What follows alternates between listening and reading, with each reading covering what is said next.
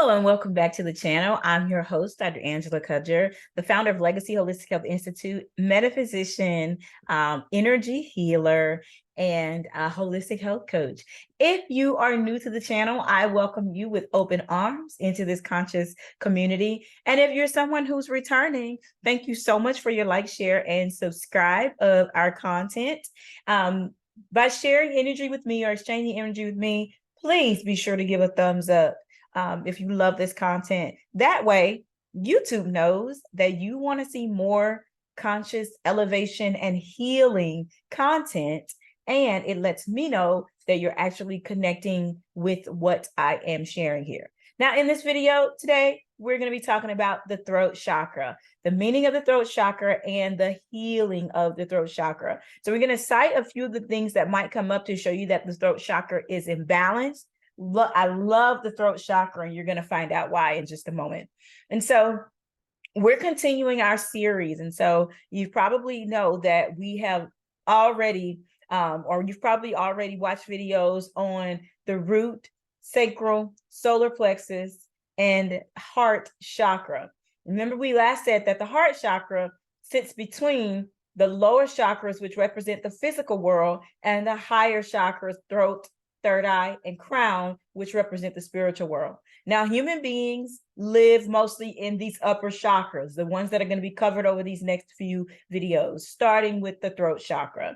And so we're going to talk a little bit about that today, but sometimes we can neglect because we naturally live and look to have a higher consciousness or a higher sense of understanding and evolution in our thought and in our lives. We can sometimes neglect some of those lower physical chakras as well. So you'll see these chakras try to balance one another out. You'll see them try to help the other chakra harmonize or come to a space of harmony.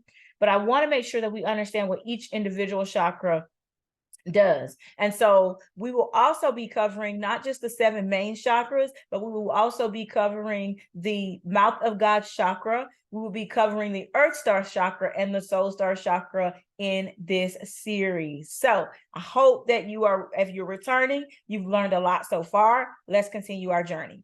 So the throat chakra is represented by a 16-petal, luminous blue lotus. You might see this illuminating kind of a true blue kind of color. And it is in Sanskrit recited as Vishuddha. And that's Vishuddha with 2 Ds. And so you can see the word here linked at the bottom of the video, in the description of the video. Now, if you're someone who has had challenges with balancing and bringing your chakras to a space of harmony, it may be beneficial for you to take a part of our Chakra Balance Blitz course. The link to that is linked in the comments pinned below of this video. So, throat chakra, let's talk about what it governs. So we said that the root chakra has the element of earth, the sacral chakra has the element of water, the solar plexus chakra has the element of fire, and the heart chakra has the element of air, freedom, expansion, things like that. The throat chakra does not necessarily carry one of these elements. And if we were going to assign an element, it'd be that of either. And so when we're looking at the throat chakra and what it governs, it specifically governs our ability to communicate our truth, our ability to be heard, our ability to be able to speak up and protect ourselves. And you can start to see that when one of these elements are out of line, the root chakra might be associated, or some kind of matter of the heart. We don't want to tell the truth because we love the person and we don't want to potentially hurt them. So the throat chakra then begins to get unbalanced, as well as the heart chakra. And so when we're looking at the throat chakra, when you're looking at some physical imbalances, you're looking at thyroid issues, people that have excess mucus or constant coughing or excess mucus in their throat, people who might have a hoarseness to their voice, people who lie, people who gossip, people who talk about other people, people who need to have the last word, people who interrupt others when they talk. That's a surefire sign. These are surefire signs that the throat chakra is off balance. Now, Once you learn these kind of signs and symptoms, you'll not only be aware of where your own imbalances lie, but you'll also be able to understand where the imbalances of other people might lie as well. And so I want us to be able to be clear on what these imbalances look like. You may notice these imbalances in your children. You may have noticed these imbalances in your caregivers or your parents, people who raised you, how their parents or your grandparents treat them. You may see these imbalances and then notice, everybody over there is lying, right? Or you might get an opportunity to start to be more aware of these things. And that's a good thing. But we also want to make sure that we are aware of the imbalances of our own chakra system, right? Remember we said the chakras are also closely related to the glandular system, and that means the thyroid is connected to the throat chakra. And so one of the things that we teach in Legacy is how these chakras align with the glandular system and with the different body systems, so that if something is off with that chakra, the person may see physical signs or may see physical symptoms that are not easily treated with medication. So that's something to really truly be aware of. When we're talking about balancing out, so now that you know what the imbalances are, let's talk a little bit about, well, how do I get my throat chakra back to a space of harmony? I remember being someone who constantly interrupted other people. I also remember being the type of person who just needed to have the last word. Now I'm the type of person that likes to sit and listen. I've settled into being an introvert. I've settled into not needing to say much to get my point across, but being more of a listener, or listening 3 times as deeply as I do with responding, right? So I'm not listening just to get the person to say what they're going to say so that I can just hurry up and say what I need to say. That's not why I listen. I listen to take in the information, process what it would be an appropriate response from me, and then I even pause before I actually respond. But I can almost, because I always had this issue in my 20s, one of the things that it stemmed from was my lack of security. I felt like I didn't feel safe in the world. I felt like the types of men that I had been around, the types of people that I had been around in my life did not make me feel safe. I grew up in a very, very rough neighborhood. And so I just inherently didn't feel safe. I was afraid of a lot of different things. And then I felt like with the jobs and different things that I allowed myself to be involved in during my lifetime, those things did not let me be able to express my creativity. They did not give me the opportunity to speak up for myself, or they made it challenging, like there was going to be some kind of retaliation if I did so. So I grew into a very imbalanced throat chakra. And so as I've aged over the years, I had taken some time along my spiritual journey to understand why these imbalances occur, and why and how they could potentially stand in the way of me having fruitful, meaningful, loving relationships. Because all of these other chakras within me were starting to try to pick up the slack, right? And so, for example, when I couldn't speak up for myself, I would have these matters of the heart, like, well, but it's okay. I don't need to be able to speak up for myself. It was always some kind of excuse, when in reality, the truth of the matter was, I wasn't self-aware enough to say, I need some time to heal. I need some time to really think about my past and how it has affected me in my ability to connect with other people, engage with other people, and speak up for myself and speak my truth. So the throat chakra is very, very important. And so one of the things that we can do to heal this, number one, is being able to chant, to sing, to speak. And so if you ever get the opportunity to allow yourself to sing along with songs that are positive, do Buddhist chants that are positive and have positive energy, speaking words when you are meditating, like Om and Namaste, those kinds of words that you speak on a regular basis will also help to allow the throat chakra to vibrate and allow the healing to begin to take place. Another thing that can be done when it comes to healing the throat chakra is actually journaling. And of course, journaling gives us another way to communicate our thoughts in words and in ways that people don't necessarily have to hear or listen to. But it gives us an outlet to be able to let these things out. One other thing that I found very beneficial besides just paper journaling, two things. One, breaking up your journals. So having a journal just for your emotions, or having a journal just for your money goals, or having a journal just for your relationship or your love goals, having different journals for different things, so that when you go to that specific journal, you're pouring out information specifically for that thing. And you're giving yourself the opportunity to put all of your brain and your mind power on this one thing. And so it's important to kind of break these out so that you can see and determine the best way to begin to communicate with other people about these things. So journaling. Then the second thing I wanted you to be aware of, besides journaling and breaking the journals out, is actually voice notes, right? So during my healing journey, one of the things I realized was that my mind moved really, really fast, right? Over time, being able to write things down took a lot of time.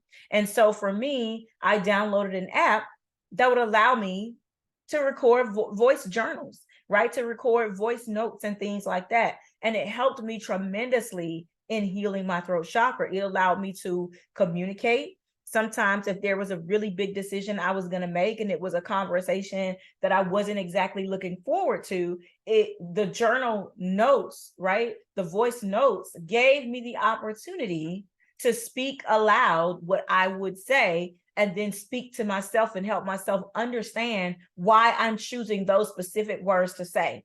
Even people who talk to me nowadays, I'll even stop in conversation and say, wait, that's not the exact word that I meant to say. What I meant to say was this, or this, right?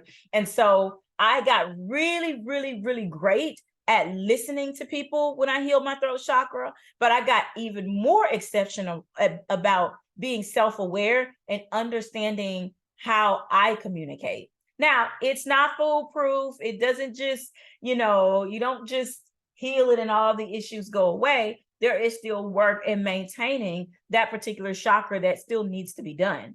And so I want us to understand that healing all of our chakras is a journey. So besides journaling and besides journaling and besides the other way that I shared with you to heal your throat chakra, you can also do crystal therapy. And of course, one of the best ways to do this is through blue agate, lapis lazuli, different types of blue stones or blue hued stones, and wearing those around the neck would be great. As a matter of fact, when I was going through my healing journey, I wore lapis around my neck for many, many, many, many years, because it taught me to become a great speaker. And it also taught me to learn how to speak my truth and not hold back. And I even bring this up when I'm having conversations with people who mean the most to me, and I feel like I'm not being heard. I immediately say, I feel like I don't have a voice here. Can I just express what I need to say? And even if that person, depending on the current situation, even if that person doesn't allow me, because I realize that other people didn't heal their chakra the way that I may have gone on the journey for myself. So I realize that sometimes they don't give you that opportunity. And so I'll either write them a letter, I will record and send them a voice note. I will do something to make sure that I'm communicating and the vibration within my throat chakra doesn't get stuck. I hope that makes sense. And so you can use crystal therapy to do this. You can also use, besides crystal therapy, you can also use meditation. And in meditation, you can imagine your throat having kind of this vibratory, bright blue, royal blue wave to it, and energy radiating out of the throat and down and out and up, and the vibration of the throat being bright and blue and the chakra spinning. And you can actually think about that and allow yourself to take that in. And so there are several ways. You definitely want to look at eating blue foods. Blue foods are also connected to the third eye, which we'll talk about in another video. But foods that have a blue color to them, like blueberries, which are the most common ones, are usually used to assist with healing the throat chakra. So I want you to take some time, because I feel like a lot of people, you can just look across social media at people who need attention, right? The throat chakra also governs people who need validation, who talk about other people, who always have an opinion, who feel like it's imperative to give their 2 cents on every single thing, right? They give unsolicited advice. They feel like everybody needs to be coached by them. These are individuals that have to go on a journey to assist with their throat chakra. And then eventually they will get to a healthy sense of disconnect, so that they don't feel like they need to have the last word. And so when we're looking at healing this chakra, I want to make sure that you have everything you need on this journey, because this is the first of the higher consciousness chakras. This is the first of the spiritual chakras. And it allows us to not only just speak our truth, but it allows us to communicate properly, so that we can have everything we need, in terms of making sure that all of our chakra systems are highly, highly balanced. Thank you so much for sharing time and space with me. The other thing I wanted to share was Reiki, or energy healing. When we're getting to the higher chakras, like the throat, third eye, which is at the space between the brows, is like halfway back and halfway in, right? The third eye, and then the crown, which sits right at the closest to the top of the head. When we get into these chakras, I want us to be aware of the fact that these chakras govern a lot of things. And these chakras sometimes require some deeper introspection for us to be able to go on the journey that allows us to heal them. And I'm challenging you to take the time, not just with this video, but with all videos, but especially the spiritual chakras, the ones that govern the spiritual part of us, higher spiritual intellect. I'm challenging you to take the opportunity and actually go on a journey to make sure that these chakras are healed. And again, the link to Chakra Balance Blitz is pinned in the comments for those of you who feel like you need a little bit more guidance on the nuts and bolts of this. Listen, I never take the role of teacher lightly. I thank you so very much for stopping by and sharing time and space with me and the rest of the conscious community here. I hope that wherever you are and wherever you find this message, whenever you find this message, it is both timely and useful for you along your journey. Thank you so much, and love and light, guys. Until next time.